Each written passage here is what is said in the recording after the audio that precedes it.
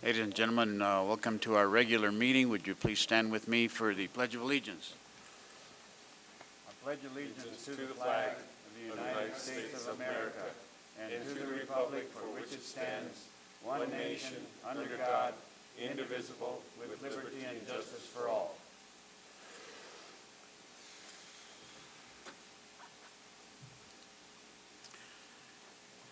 Thank you. Let's see if I can see this thing.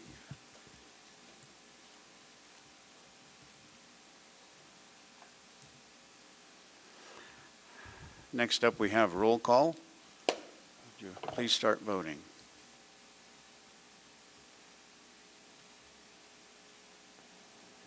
Christy?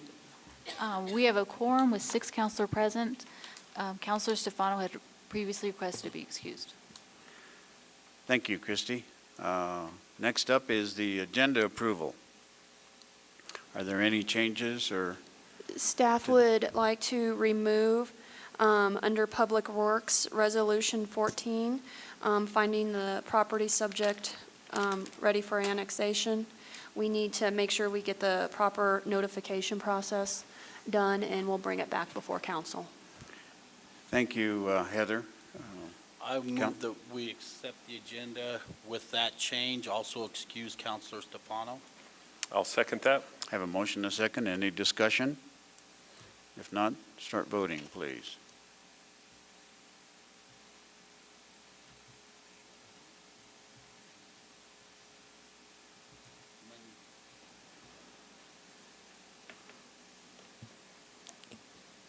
I need one. Christy? The motion carries unanimously. Thank you, Council. Next up, we'll move on to citizen comment. Alamosa City Council welcomes your comments. Citizens wishing to speak may obtain and complete a speaker card through the city clerk at the start of the meeting. Are there some cards out there that need to be handed in? We had some folks come in. Could you please bring them up?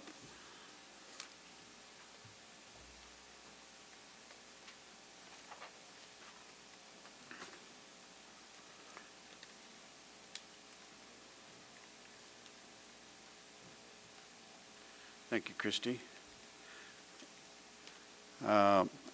As I call your name, please identify yourself, your address for the record, and please be aware of a 3-minute time limit, which I will strictly enforce.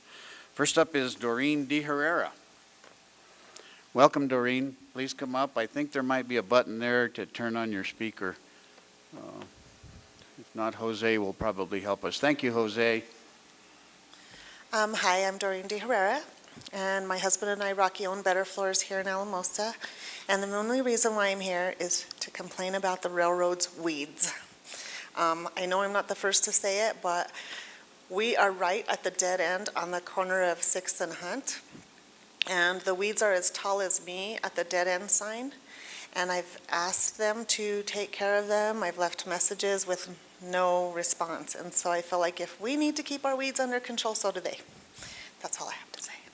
Thank you, Doreen. As a matter of fact, we've got an update on the road landscape and some of the requirements for weeds on the agenda, so we'll be dealing with that. Thank you for that. Thank you. Appreciate that. Next up is, I believe, Don Thompson, who didn't put his name here, but it's for historic preservation. Thank you, Mr. Thompson, for being here. Mayor, thank you for recognizing me. I apologize for doing that. I'm Don Thompson, 924 8th Street here in Alamosa, and I wanted to do just a quick update of what the Historic Preservation Advisory Committee has been up to. So I left these on your places there at the, and wanted to start out by thanking you for having added 2 members to the Historic Preservation Advisory Committee so that we have a full complement, though we have 1 member who I know would like to leave for health reasons, so we are looking for an addition. Then I wanted to thank you for last meeting, adding to the list of historic places the Richardson Triplex on 7th Street, and I've got the picture of it and a little information.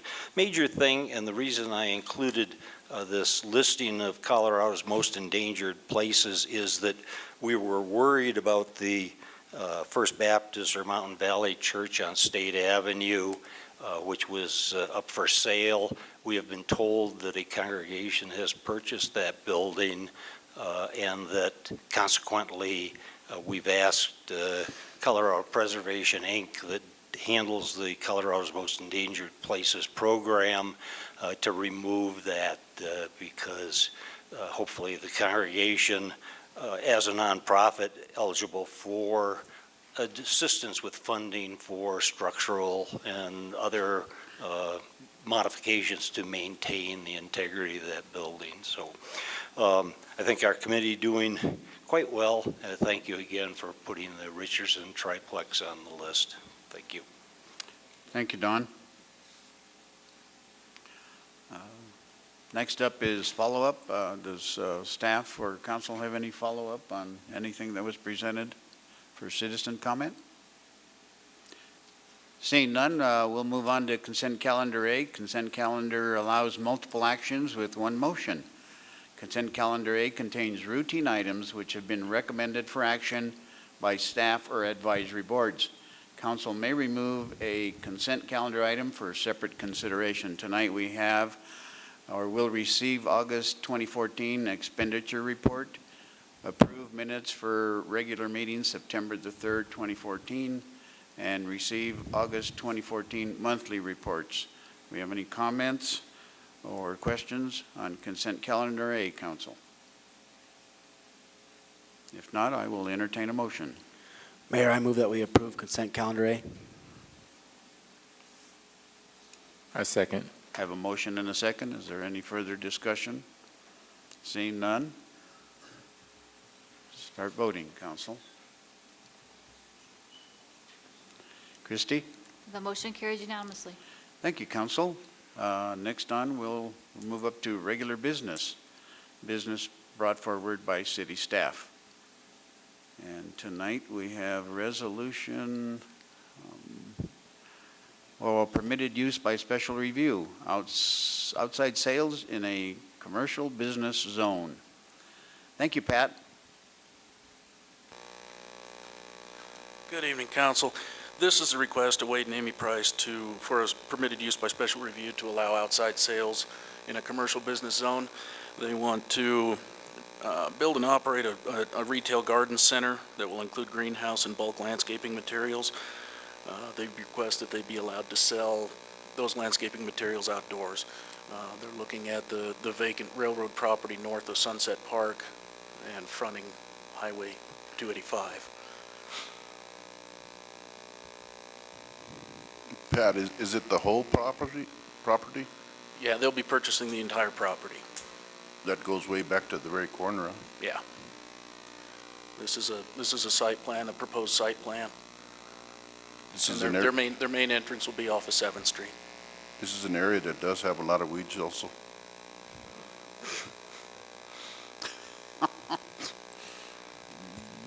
Pat, it's my understanding that the bulk of the delivery will be at their greenhouse location outside of town, and then they'll just do regular deliveries at 7th Street, through the 7th Street entrance. That's correct. And it sounded to me like through the planning commission, that was the biggest concern, and if that's coming in through 7th Street with the trucks probably alleviates that issue. Right. Okay, thank you.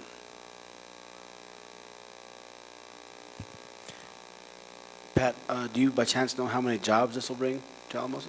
I don't, but the applicant's here. Do you have any idea?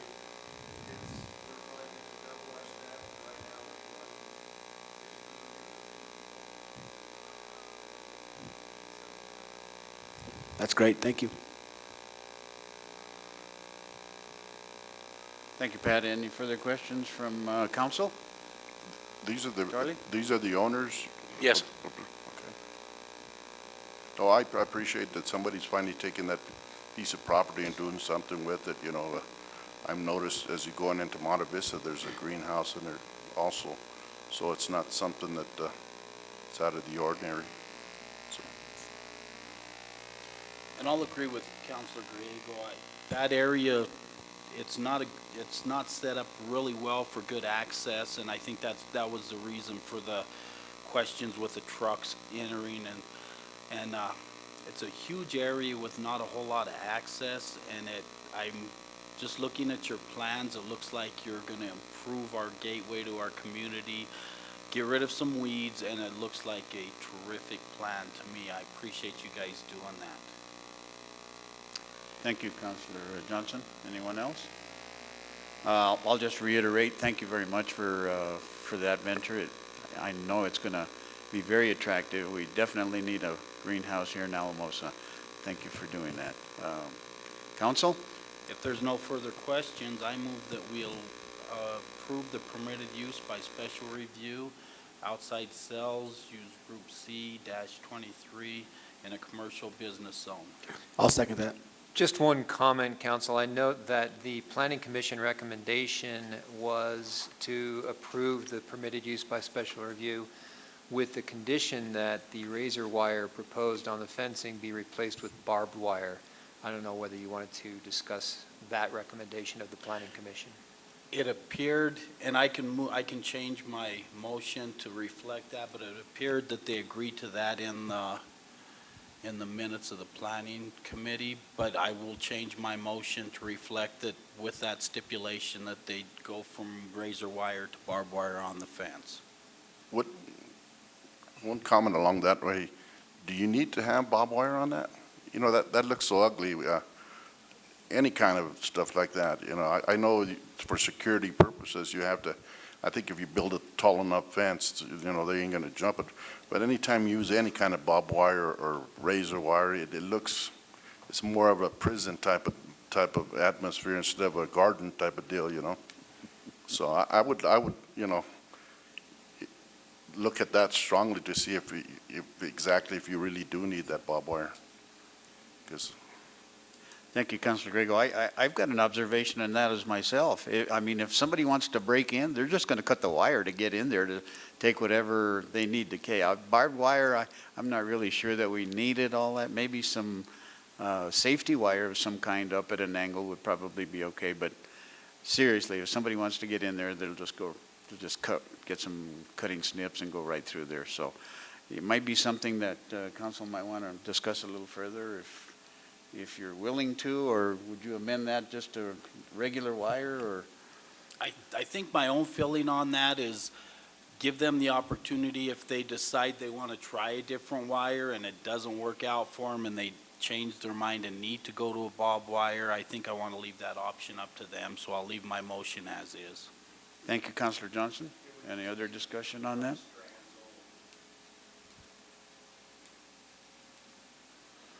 Well, I've got a motion.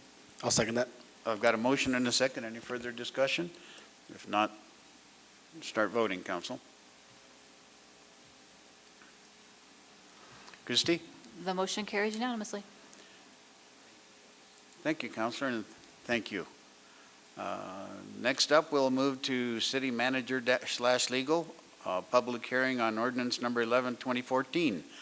An ordinance amending Chapter 1, Section 1 through 18A of the Alamosa Code of Ordinances to clarify that sentences for violation of criminal ordinances do not need to correspond to state standards for sentences for violation of corresponding state criminal statutes, and clarifying that the municipal court rules of procedure are applicable to criminal prosecutions in municipal court. And we have our legal department here. Yes, Council, it's pretty straightforward. The easiest way to look at what's going on is to look at the red line changes to Section 1-18 of the existing code. What this ordinance does is clear up some language that was potentially confusing about whether the Code of Criminal Procedure, which is generally applicable in county court and district court criminal proceedings, is applicable to municipal proceedings for offenses deemed by the code to be criminal, and whether or not sentencing guidelines would apply. And what this says, pursuant to council's earlier direction, is that sentencing guidelines do not apply and the rules of procedure to be followed, whether it's a criminal violation or a civil violation, is the municipal court rules of procedure, which are more streamlined than the criminal rules of procedure. Thank you, Eric. Council, we have any questions or comments for Eric?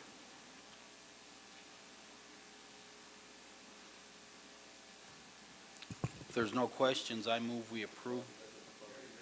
Oh, sorry. Yeah. Sorry. And with that, I will open the public hearing on ordinance number 11, 2014. Anyone wishing to speak for or against this ordinance, please approach the podium. Mr. McCann, thank you for being here. Thank you for having me. Dan McCanny, 29 Sunset, Alamosa. It's always good to give the judge as much power as possible because he looks or she looks at things that we all can't look at. And you write something in writing, they can't be flexible. And remember, they used to have 3 strikes and you were out. One guy was going to go 3rd strike on stealing a pizza. Watch what you write down in the law. Thank you, Mr. McCann. Is there anyone else wishing to speak on ordinance number 11, 2014? Seeing none, I'll bring it back to council for decision. Close the public hearing. Well, if there's no further questions, I'll make the motion that we approve ordinance number 11, 2014. I'll second. I've got a motion and a second. Is there any further discussion on ordinance 11, 2014? Seeing none, I'll bring it back to council for a vote.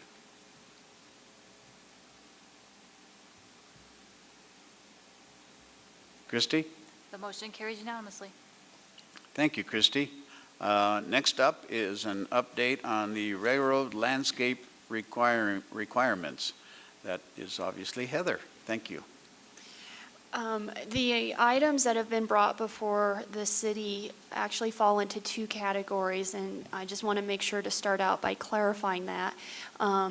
The one area was the weeds, and through that process, we utilized our nuisance ordinance, the ticketing procedure, and the weeds are being handled through that process. In talking with Mr. Abbey, I know he did a drive around today with police to make sure that what they thought needed to get done with weeds in the areas, that's the same thought that the police had as well. And I think there might be 1 or 2 areas, but then we're all on the same page as far as the different locations and what needed to be done with the weeds. So I only bring that up because I think there's some confusion over what's covered under what process. So the weeds are continuing to be handled through that mechanism. The item before you on the agenda tonight is the requirements for landscaping that were created about 2.5 years ago that have not been met yet. Between the conversations over the last couple weeks, what the railroad has done is they have purchased slats, and probably within the next week or 2, those will be installed on their fence. Additionally, they have received a bid and are waiting for the work to get scheduled for the landscaping, which would include decorative rock and trees, and that would be concluded before winter time. So they have made a significant effort in that regards. On the other hand, we have had discussions with them in regards to the recommendation we were making to you tonight, which was to sign an agreement that would toll the running of the statute of limitations. Our initial review of the situation gives us the indication that the statute of limitations could expire January of 2015. So in order to give them time to do the appropriate landscaping, that is the mechanism we were looking at. They do not have an interest in signing that agreement. So in regards to discussion that staff has had, what we can do is wait and see if they do follow through with the steps that they've started making in regards to the slats and the landscaping. And if that satisfies the landscaping requirements, then obviously an agreement and any legal steps would not be needed. If they do not follow through, we would probably know that before January, and then at council's direction could file the appropriate legal paperwork to get that addressed. Thank you, Heather. Eric, is there Council, anything? we have any comments or observations? Councilor Johnson? I do. I don't know if you've talked to Pat. I think it's just new information. I talked to Pat right before the meeting and checked with him on the landscaping aspect of it. And what he relayed to me, and tell me if I'm wrong, Pat, is that they've got the bid and submitted payment for the landscaping at this time. So the landscaping's been paid for. So I think that may alleviate if the slats are paid for and just waiting for installation, and the landscaping has been paid for and they're waiting for the contractor to complete. I don't know if us being extremely aggressive with them is being a good partner. I think we had some issues with them. We addressed them with them, and it looks like they're doing their best to comply. I think we could have done a better job as council to get the process going better, maybe sit down with Matt, some of us, and get that going. But I think at this point, after the initial discussions, it looks like they're moving in the right direction, and let's just hope they continue. And I think we still have a window of opportunity if things fall apart, that we can still meet that January deadline. So I would be in favor of seeing if they perform at this point. Tell me Thank you, again why, Councilor Johnson. Councilor Grego? tell me again why they didn't want to sign what did you want them to sign, an extension or what? It's an agreement. Essentially, there is a disagreement that the railroad does not feel as though our requirements apply to them. Our explanation to them is that they could still sign this agreement and raise that defense should we have to pursue the legal means. So it doesn't nullify any defense that they would raise, but it's something that they simply do not feel that it applies to them, and that they're not interested in signing the agreement. Maybe it's something for legal. Come January, is it January 1? If these people don't comply with what the Planning Commission and Council passed back in 2011, what direction, if any, do we have, Eric? Well, it's always nebulous, not always, it's often nebulous to figure out when a statute of limitations starts to run, when your claim arose.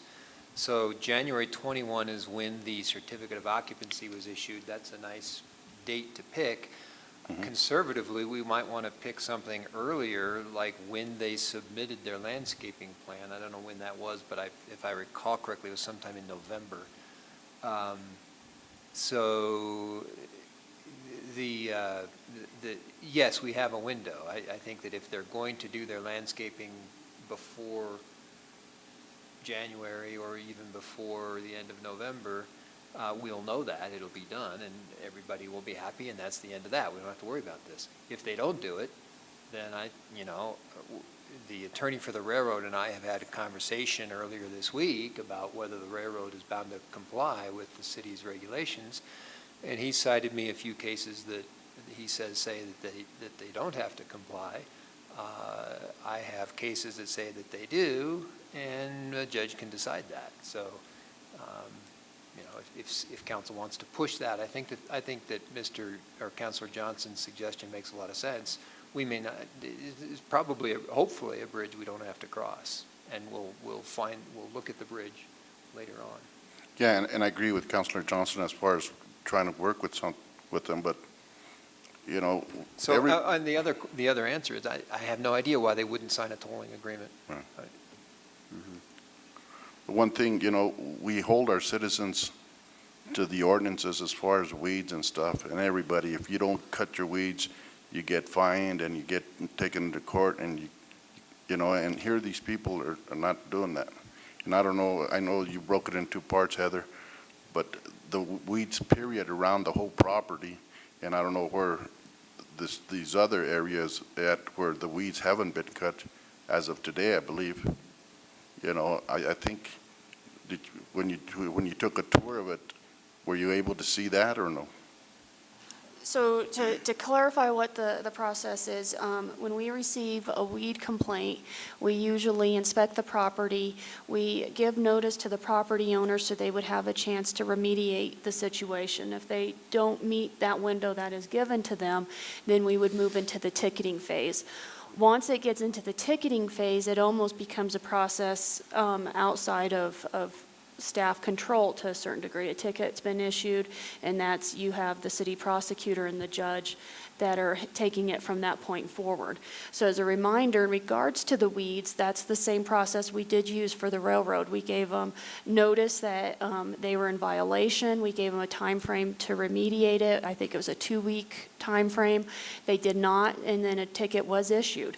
And that ticket has made its way through the municipal court.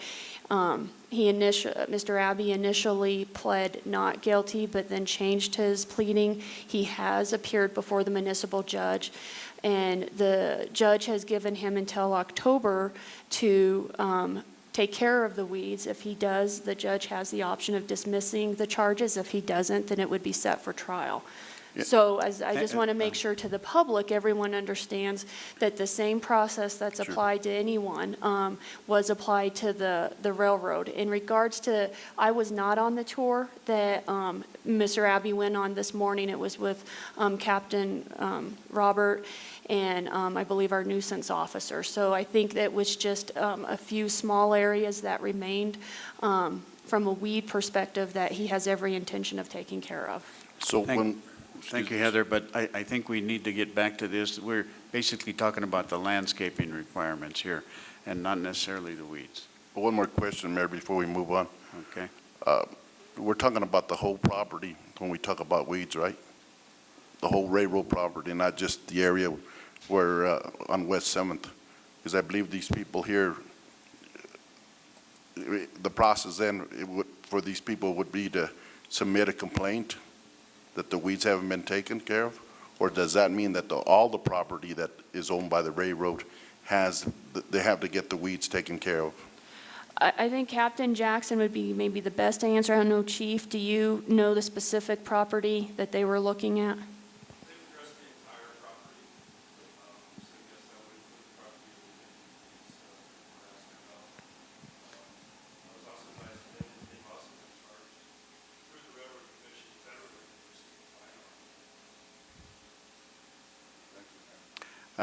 Thank you, Councilor Grego.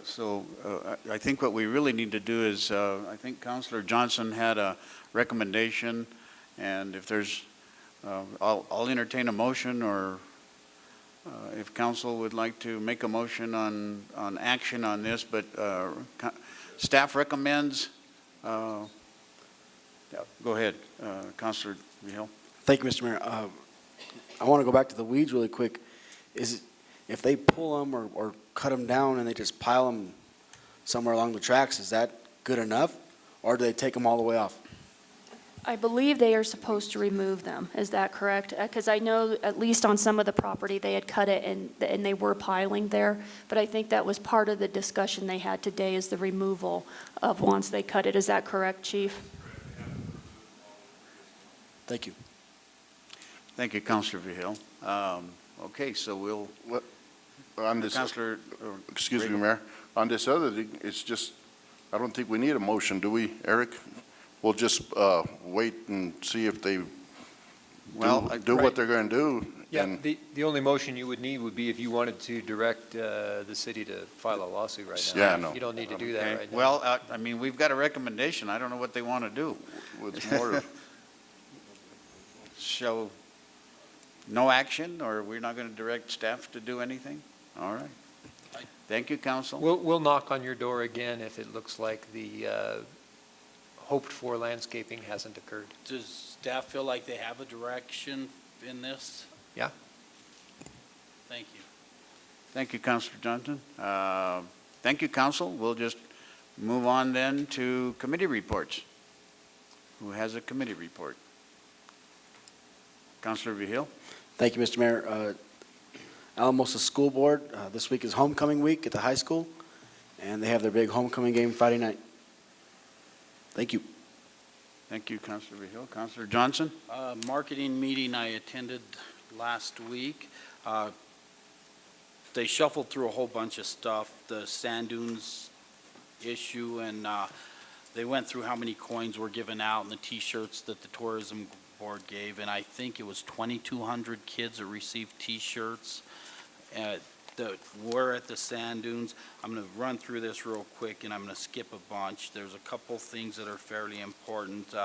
ASU requested funding for, it's called the Rio Frio 5K. They're going to do a 5K run on the river if it's frozen solid enough. I think they will involve our Park and Rec director. I'm sure Heinz has already got some wind of this. I think they were waiting for this funding just before they get going. They want to coordinate it with our Ice Fest on the same day, and they want to funnel the runners after the race downtown to the Ice Fest and try to develop something for them downtown. I think it's a great project. They did fund it to the limit, the max limit of $2,500 for advertising, and kind of a neat thing. I think it'll work out pretty good. Let's just hope that the river is frozen, that they can run down the river. And they're planning some polar plunge type event so they have some ideas going with that. It's brand new. As you all know, there was the city put down a $5,000 deposit on the gentleman from BLM for the motorway building. That did not come to fruition.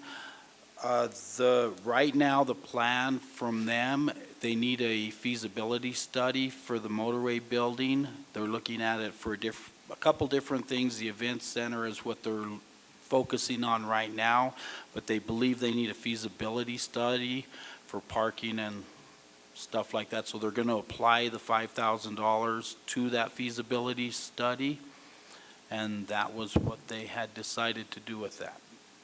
And that is my report. Thank you, Councilor Johnson. Councilor Grego? One comment on your report, Mr. Johnson.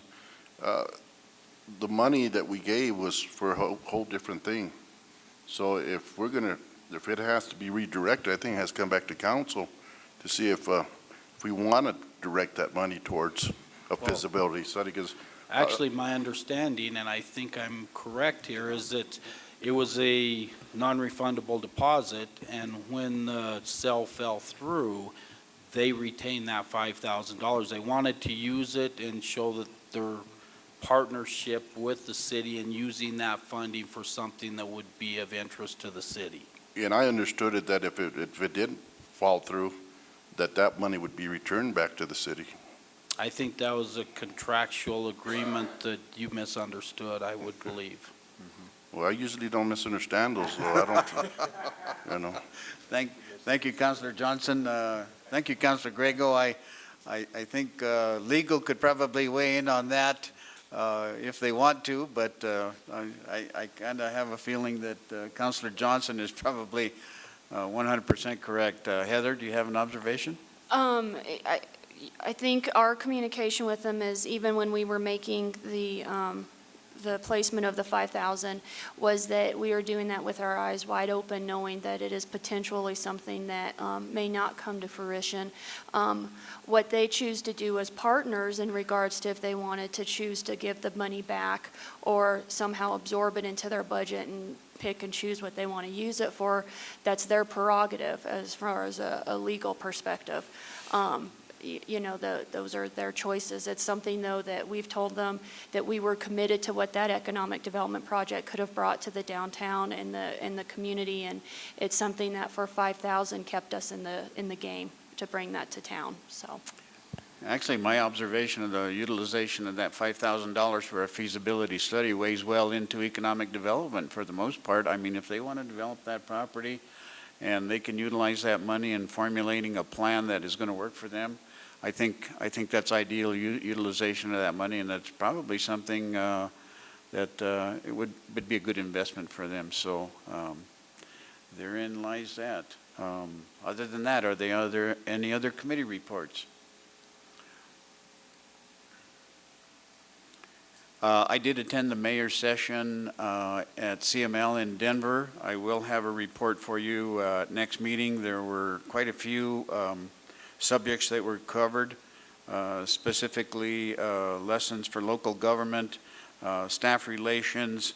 We talked about some of the different things as far as emergency management and economic development again, disaster relief,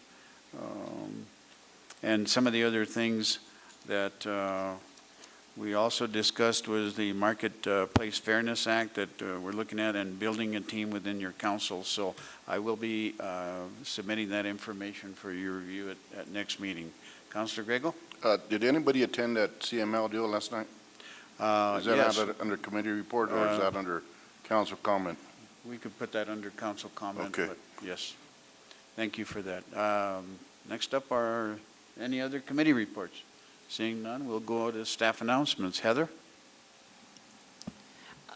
Just want to remind everybody as far as the schedule, on September 23rd, we have our breakfast with the county commissioners. That's starts at 6:30 a.m., so bright and early. The next day, September 24th, which is the Wednesday, we do have a work session. It is to start at 5:30. It is at the Alamosa Recreation Center. We will have it set up similar to how we had the joint work session with P&Z, so we will have tables. We can all sit around the tables and have a work session. Christy's also arranging for the provision of sandwiches and refreshments since we are starting at 5:30. The first item on the agenda will be review of the audit. We reviewed that today with the auditor, and we did make sure they understood that we have 3 new members who haven't been through this process before, and to make sure with the language that they use, sometimes it's very specific to auditing purposes, but to a layperson, doesn't translate as well. So they are fully aware of that, and but it is a good audit, and it'll be a good presentation for council. Following that will be the budget presentation, where we're going to focus on the outside funding, any of those areas I've made notes on that we kind of need to get a head shake on in regards to the non-departmental and those discussions, and then also the CIP and combining that with Amanda's review of the 10-year analysis. So again, it's at 5:30 next Wednesday at the Recreation Center, and food will be provided. I was going to mention the CML district meeting last night, and I think our council members can cover that in their comments. I also wanted to let council know that Pat and I had met with Aaron Minks in regards to the history of the discussions we've had on the levee and what steps we need to take, both from a certification flood protection analysis, but also on the funding that we feel is still due to us from some of the previous activities. So we're doing some research and pulling some ideas together, and we're going to continue the work in that area. The last item I want to bring to everyone's attention, just as an informational purpose, is we did set a meeting for those residents in the SID or who own property in the SID, and that will be Monday, September 29th. And I believe we set that at 7 p.m. So those invitations were sent to the property owners. Yes? Yes, here at City Hall. And that is all I believe we have from a staff perspective. There are no other staff announcements. Pat, did you raise your hand? Just a couple of quick ones. Central Developmental Health has showed renewed interest in annexation. So Heather and I had a meeting with them a couple of days ago to talk about annexation of potential street vacation on the east side of their property. So they are looking at that again. And just for your information, we closed on the Monroe right-of-way property. Thank you, Pat. Anyone else? Hines, Chief, Amanda? All right. Seeing none, we'll go on to council comment. Councilor Vigil. Well, I actually had a quick question for Hines. Hines, do you have an update on the dog park? Sorry to put you on the spot, but.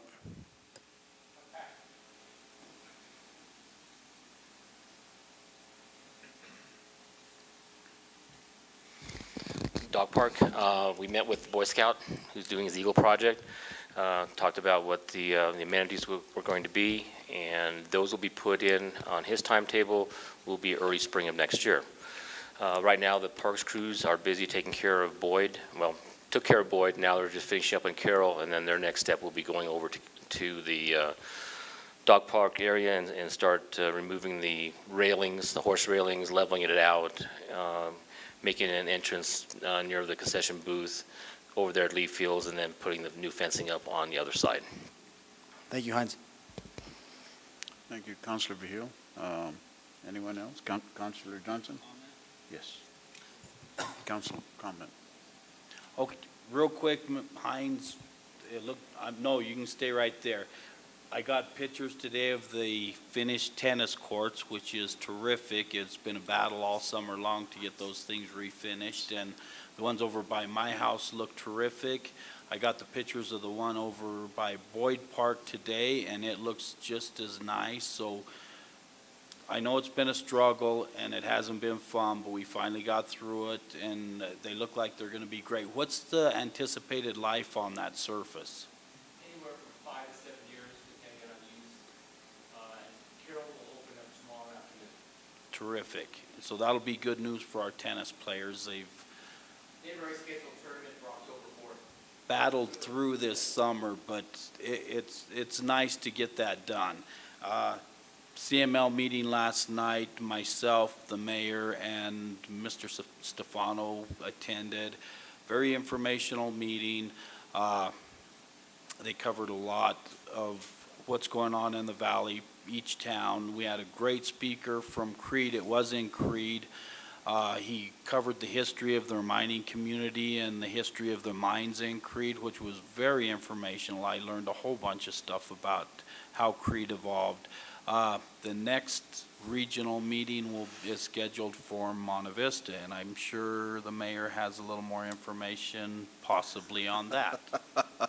I'm not exactly sure when Monte Vista is going to come up with that date, but I'm sure you'll hear about it. CML generally puts that out. But one of the things that was of interest, that is probably of interest to a lot of municipalities throughout Colorado, is the fact that some communities are working on legislation to allow four-wheelers on public streets. And that is something that we had a little bit of weigh in on as far as CML went and what policy we think should happen. But the state is actually looking at licensing these and allowing them on everything except state streets, I believe. And so it's something that is in the works. I'm not exactly sure that many of us would agree with that, but that is one point that we talked about. Other thing was water and augmentation plans, water unfunded mandates like the ones we're facing with the 2% from the state, that kind of thing. So there was a lot of interesting information. And who else was there? Heather, you were there as well. Do you have any observations? I thought it was a pleasant evening to hear of what the other communities are working on and how there is a lot of similarity. An exciting one was the trail that they are trying to do from Del Norte up to Creed as far as for ATVs. And that sounded fairly exciting, and it's good to see partners working together in a regional perspective as well. Thank you, Heather. So that was it for the CML get-together. Are there any other council comments? Councilor Same as Rusty, I went by the Carroll Park tennis courts last night and walked around. They were locked. The colors, very bright, looks brand new. Workmanship was great. The nets are still being placed up, I guess, but boy, what a change in appearance. Very nice. Thank you. Thank you, Councilor Gillespie. I do have a question about the tennis courts. Are they utilized all year, Heinz, or do we cover them up for the winter, or is there any winter protocol that we use for them to preserve them in any way?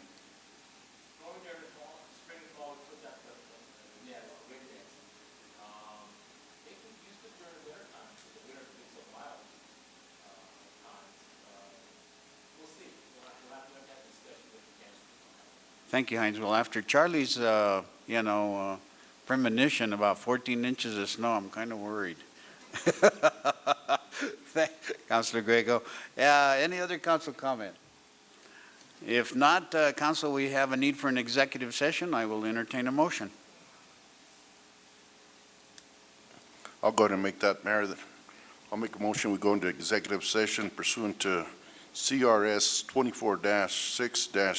24-6-402 in parentheses 4, parentheses A, to discuss potential real estate acquisition of sick and twisted property. I second. Thank you. I've got a motion and a second. Is there any further discussion on the executive session? If not, we will move into executive session, and after executive session, we will move back into regular session. There will be no business discussed after that. Oh, I'm sorry. Go ahead and vote, please. I'm sorry. Moving right along.